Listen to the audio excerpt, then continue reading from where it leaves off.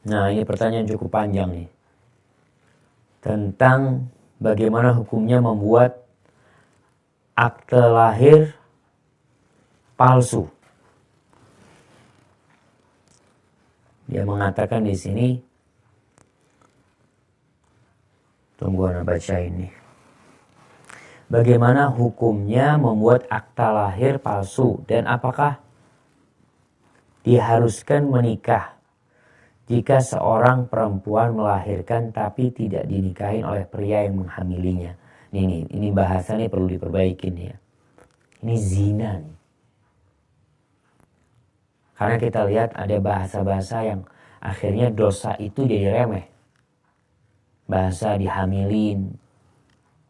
Dizinai, dia berzina dengan seorang laki sampai dia hamil. Dan kita tahu dosa zina termasuk dosa yang paling besar. Tapi tidak dinikahin oleh pria yang menghamili, yang berzina dengan dia. Karena pria itu lebih memilih menikah dengan wanita lain. Apa yang harus wanita itu lakukan?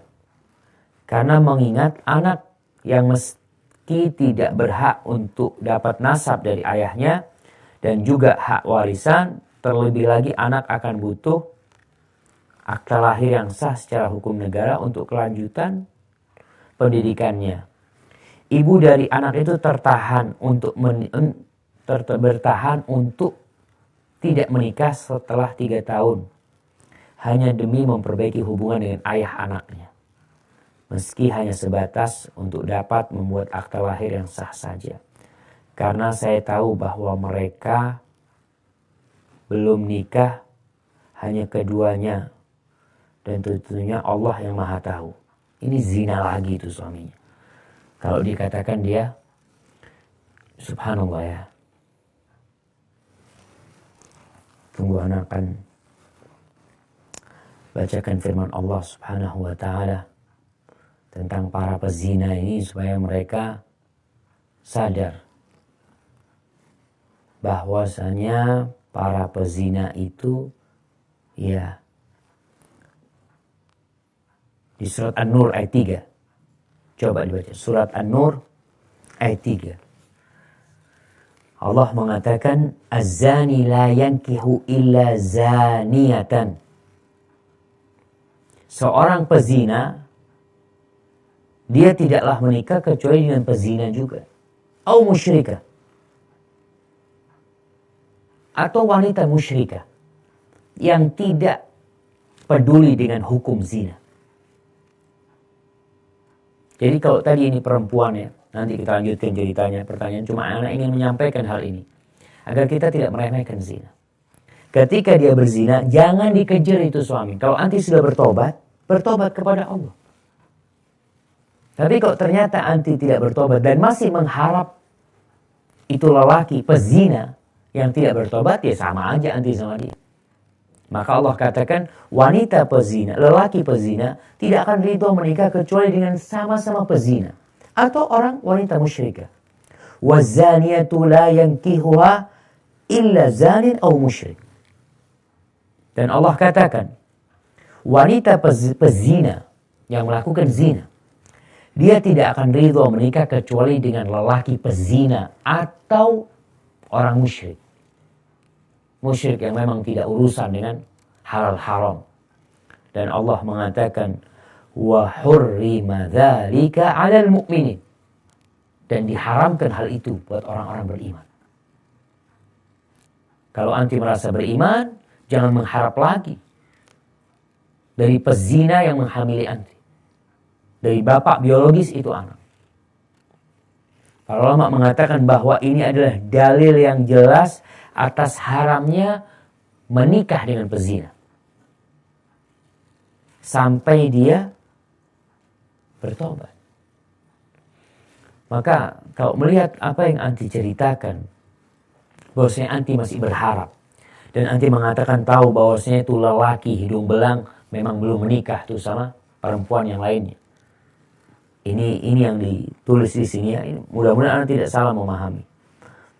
Kemudian dan tentunya Allah yang maha tahu. Nah, semoga hal ini jadi pelajaran bagi remaja yang lain bahwa zina itu benar-benar menghancurkan wanita. Benar-benar menghancurkan.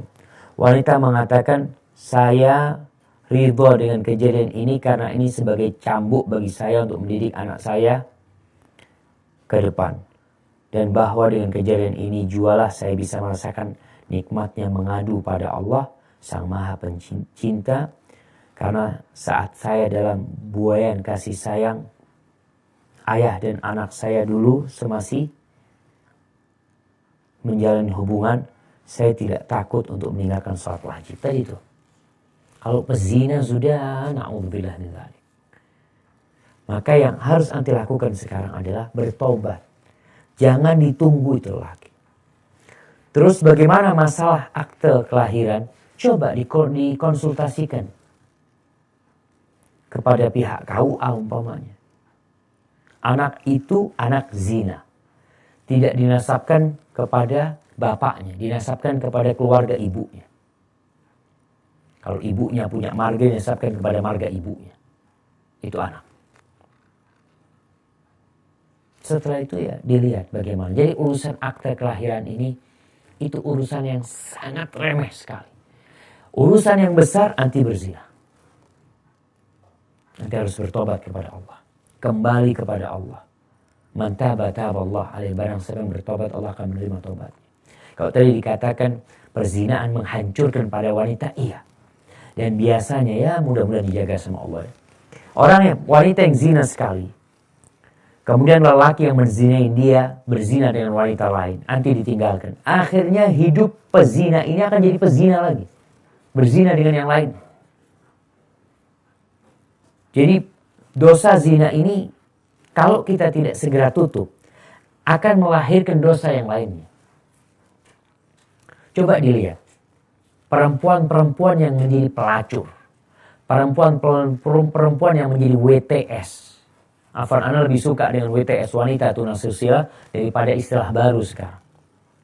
Wanita tunasusila yang gak beradab itu, yang tiap hari berzina, yang dia bekerja makan dari sana umpamanya.